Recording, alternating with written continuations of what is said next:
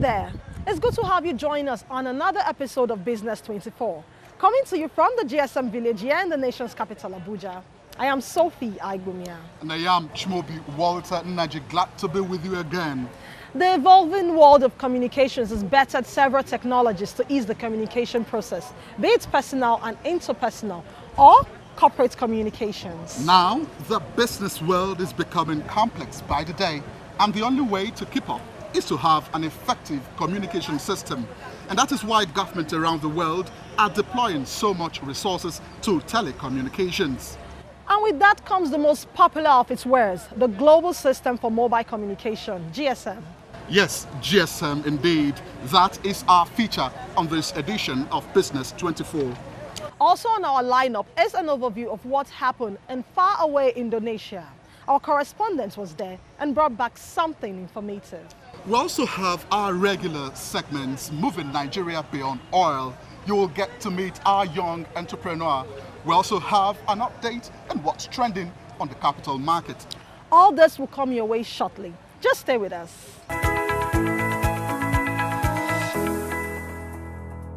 Now let's get down to business. The advent of digital mobile telephone system, also known as the Global System for Mobile Communication, GSM, came with its peculiar challenges of maintenance and repairs for developing nations like Nigeria. These high-tech systems come with a bag of problems for the users for lack of technical know-how in repairs. And so, in this report, yours sincerely draws attention to the ingenuity of young Nigerians bridging the gap created by these challenges.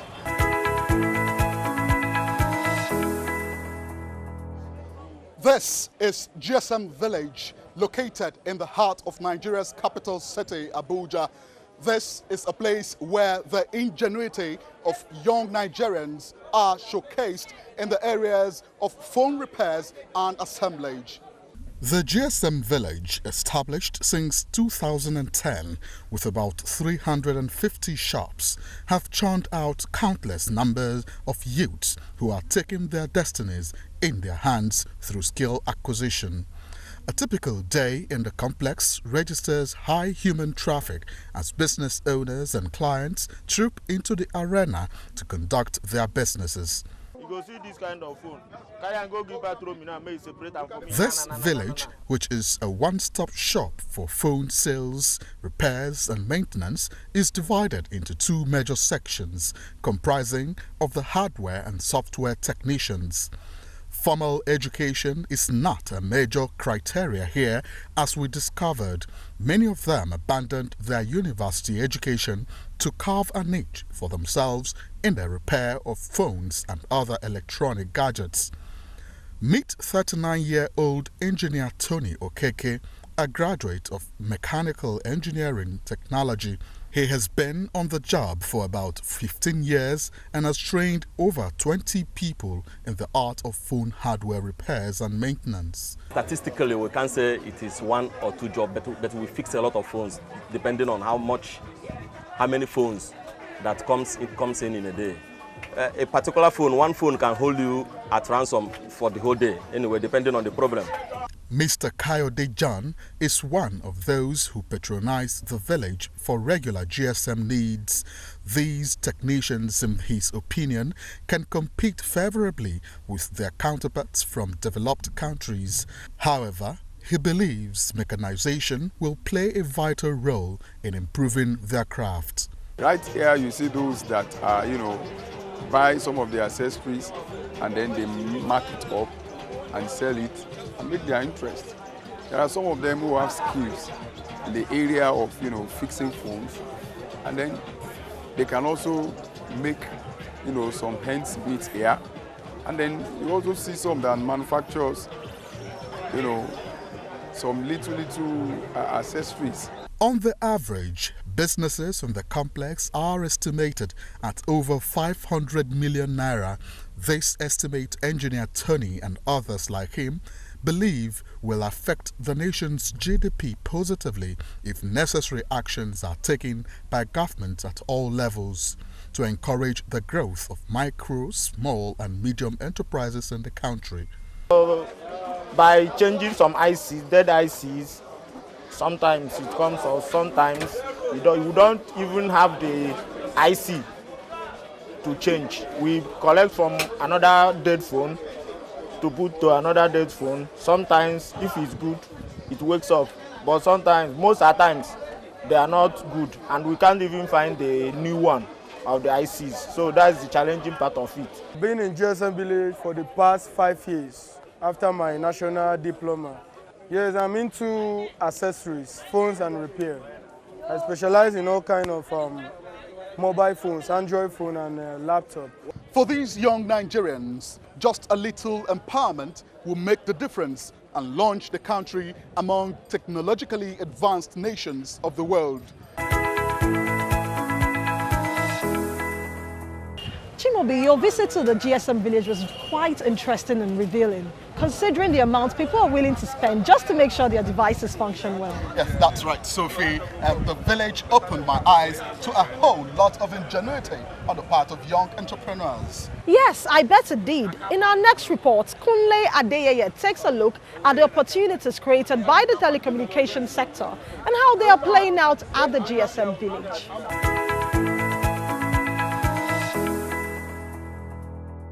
Call it a hub for sale and repairs of phones and computers, and you will be right. Many young Nigerians are actively involved in this trade. To satisfy our curiosity, we decided to probe further. From our interactions with 37-year-old Tajuddin Rahim, a graduate of business administration from Kwara State Polytechnic, his journey into GSM repairs began 14 years ago. He says his brother, who was working with a mobile phone company at that time, endeared him to the job. I have never for once even regret this job. Even in addition to it, I don't even think there's not even a job a government can even offer me today that can even satisfy me with what I'm even earning today. So as I'm even talking to you today, this job has even helped me a lot. As I'm home today, I'm a graduate. With the job, I trained myself, and alongside with it, I'm married with the job, and I've also been blessed with the job. To the glory of God today, when I started the job, I started as nobody. But today, despite the fact I'm still nobody, but I'm somebody today. And what makes me to even say I'm somebody today, because to the glory of God today, as I'm on with you online now, I own a house of my own, and I own a car of myself. That not even an instrumental payment. A car of myself, I'm married, and God has really blessed the wedding. Since communication has become an inevitable necessity for man in the 21st century, this business to them has become a good channel for wealth generation. Take Johnson Komolafe for instance. He holds a higher national diploma in science and laboratory technology from the University of Jos. His involvement in GSM repairs over the past 7 years has been financially rewarding based on his weekly and monthly turnovers. The prospect in the business, you know, what are we have a lot of benefits from the business. If youth, well, there are still youth, they see us as if maybe we are doing nothing, but when they come in, they discover that there are a lot of benefits inside the work. Sounds encouraging, right? Razak Adireti, a graduate of computer science and a PhD student, answers the assertion as an affirmative. His journey into the business began from his second year in the university while repairing phones and computers for his lecturers and colleagues. I've never looked for a job because right from my 200 level, I've seen it that there is no job in Nigeria. So I decided to carry on with it and take it so seriously that even when I graduate from school, I will continue from where I started, which is by taking it to be my job since I have passion for it from the beginning. That is from the onset. So on a daily basis, we charge based on the job. There are jobs you can even charge a customer 15,000, some 7,000, some 3,000. But on a regular day, on a daily basis, if you know what you are doing, after feeding and whatsoever, you can save at least not less than 15 to 10,000 on a daily basis. Yeah. For Tajuddin and others who have become household names in the business, this is the real deal.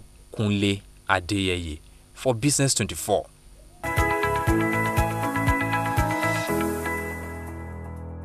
Welcome back from that report. Yesterday, Nigerians are talented, I tell you. Now let's take a trip to Indonesia, where the first Indonesian African Forum took place. As you can see, globalization is gradually waking nations to the reality that cooperation is key to sustainable development. And as businesses continue to grow, it becomes pertinent to equally grow your market. That is what the Indonesian African Forum sought to achieve. Joy Uzo, who was there, tells us about it.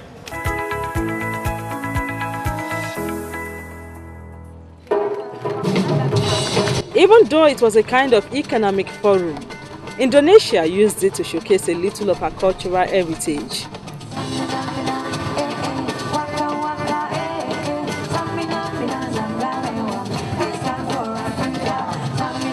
With that over, the first Indonesia-Africa Summit settled for business, and the country's Vice President, Yusuf Kala, did not miss words in stressing the importance of fostering diplomatic ties between Africa and Indonesia. I could sense the enthusiasm in this room to discuss ways to bring Indonesia-African relations into a brighter future. This is very much in line with our President, His Excellency Mr. Joko Widodo's wishes. Nigeria is amongst the biggest beneficiaries, as her participation led to signing of business deals in mining in Plateau and Nasarawa State, while Edo State entered partnership to enhance palm oil industry. Oil palm is one of the main resources and exports of Indonesia. And you know that Edo State is home to oil palm in Nigeria. And as part of our own strategy, we are rebuilding our oil palm industry. And that is one reason I'm here, because we're working closely with the Indonesian authorities to do that. The current government has really put in place various opportunities for investors to come in. And we on our part in the various Nigerian missions abroad, we've keyed into this to ensure that the investors really come to Nigeria, meaningful investors. The African Export-Import Bank, Afrexim Bank, and the Indonesian Exim Bank signed an agreement to commit up to the sum of $100 million to support businesses and trade activities between Indonesia and African countries. And that is the essence of this visit, to seek and explore opportunities for investors to come and invest in the exploration and mining of our solid minerals. So that high points of the event were major business deals between Indonesia and African nations worth millions of dollars. There was also an exhibition displaying various Indonesian ventures in the African continent. In Bali, Indonesia, I am Joy Uzo. All the agreements signed over there in Indonesia simply means more export opportunities for our businesses. Yes, and that takes us to our segment, Moving Nigeria Beyond Oil. And that's where our young entrepreneur comes in. Joseph Ibrahim is a passionate young Nigerian who found fulfillment in creating graphics designs.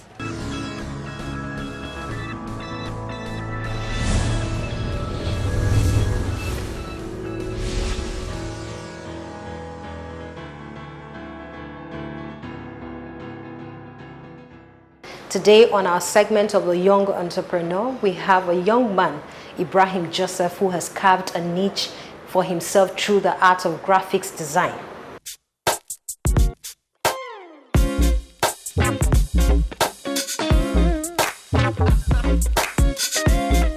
Hello, Ibrahim. Hello, Comfort. Nice being on the program today. Thank you very much. How did you begin graphics design? I read mechanical engineering and I was not just satisfied with the creativity in mechanical engineering, and I wanted to delve more into more creativity. How long have you been doing graphics design? Okay, I started graphic at my 100 level. I think that's 5 years ago. So apart from your laptop and probably buying of data, how do you source for your materials? This is actually the main studio for design. And design, we use the software called Photoshop. There are so many softwares you can use to design, depending on the kind of design you're doing. Like for the architects, they could be using the AutoCAD. For those doing 3D, they could be using Blender. But I use Photoshop, which also does 3D. So this is the Photoshop Design Studio. This is a simple work I've done. Welcome to 360 Design Studio. And this is where every measurement, every design is done before it's sent out. So far, since you've been into graphics and design, what have you made out of this art? At least throughout my stay in school, I didn't have to bother my parents or my siblings for cash, because a single job could see me through the whole semester from my graphic works. And when I left school, I went into graphics fully. Like even throughout my service year, I actually didn't touch my alawi. That's what they called back then, school allowance. So I actually didn't touch the 1980 because I did other jobs, like graphic jobs during service. I made a lot of contacts, and when I left service, normally when you leave, when a graduate finishes serving and comes out, they say he's looking for a job. But in my own case, jobs were looking for me because I had what it takes. I didn't go out there submitting CVs. My CVs were looked for. As far as graphic design is concerned, then we used to look at it as just people busy doing nothing. So you could actually put a food on the table. Sure, you can actually. Like a basic salary for a professional graphic designer, if the institution or the firm is very fair, it could be paid 150,000 naira a month, just for a basic, putting aside clothing allowance and the rest, depending on where you're working at. But it actually pays. And if you're a freelancer, you don't go to an office, nobody calls you, you just stay at the comfort of your home. The graphic design is kind of lucrative. I can just stay at my home with my system and Wi-Fi network. I don't get most times I don't need a building or anything. I don't need raw materials. The raw materials is up here. But most people don't know that because we want to do the white collar job. This is actually the best white collar job you could do. Sit on your system and make money. That's the knowledge. So I don't get to spend anything. I just use my knowledge and my time and get money. Now this is a sample. This is what comes out when it's printed. Yeah.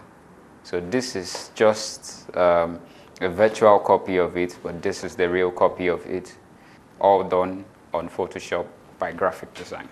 Wow. Yeah. This is really amazing to see the kind of job you do. But one would wonder, have you been able to train people in this art of graphics? Yeah.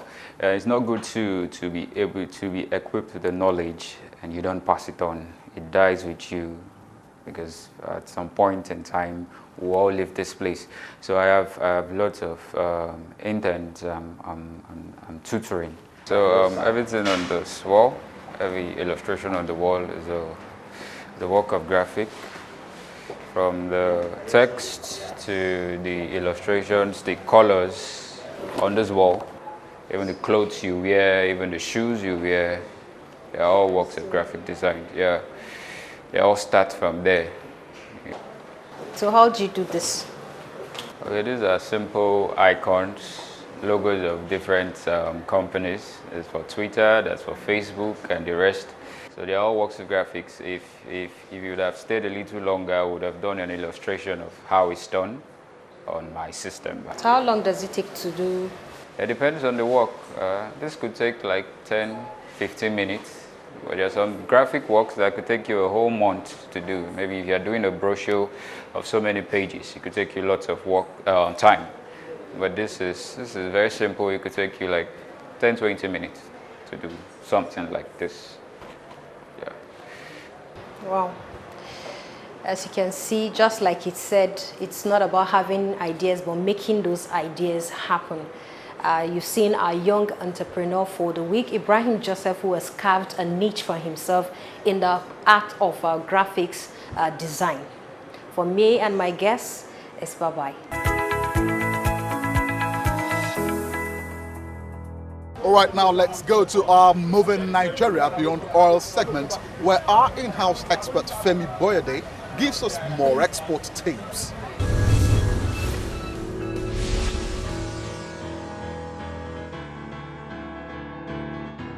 Last time around on this program, we were talking about the Export Development Fund. And to recap, I explained that it is a support instrument for every activity pre-export. Now, for you to understand more comprehensively what the fund can help you to do, ask yourself the questions.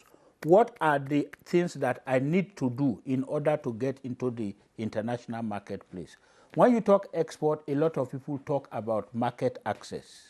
So you want to use the Export Development Fund to support an exporter's desire, aspiration to access an export market. What are the things that he needs to do? To get into a foreign market, an exporter needs to develop locally. He needs to develop his profile, create a brand, package in terms of presentation. I'm not talking in terms of container now. Package his product or service in a way that it can enter the target market. That's what he needs to do locally. He needs to translate, for example, typical example, the Canadian market. Any product coming in has to have its labeling and literature in English and French. So a Nigerian exporter needs to translate his product information into French.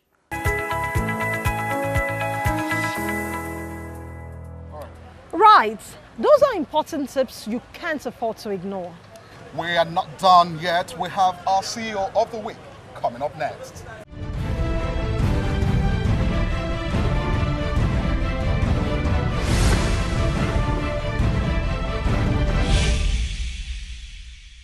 On our CEO of the week today, we have a woman, one you would love to meet. She is Hadiza Yinka Yusuf.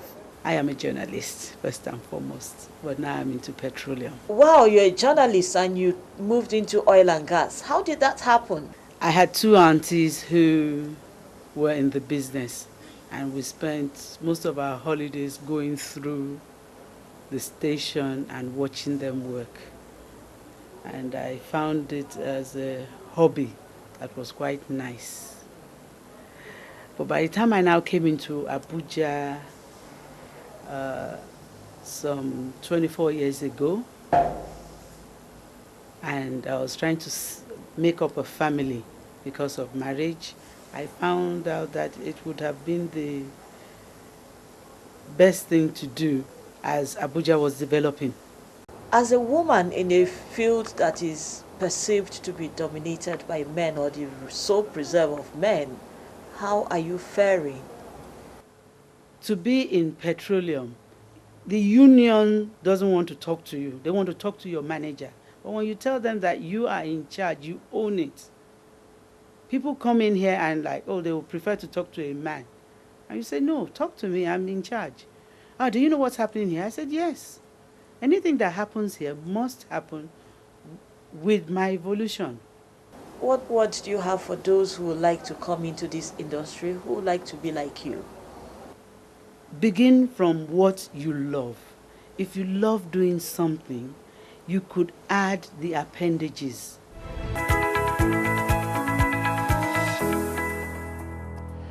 It's still Business24. Up next is a review of the capital markets.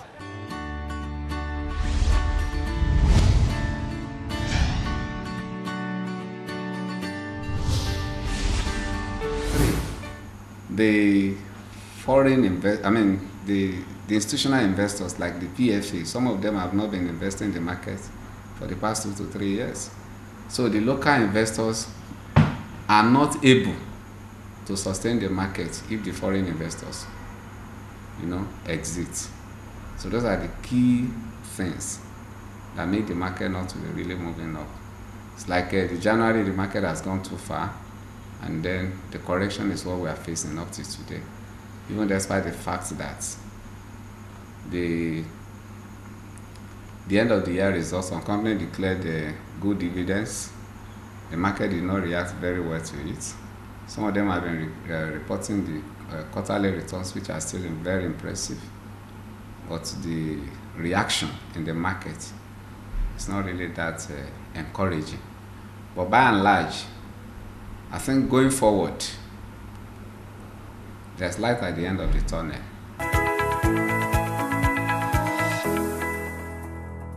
All right, we've come to the end of this week's edition of Business 24. Do send in your comments and follow us on all platforms showing on your screen.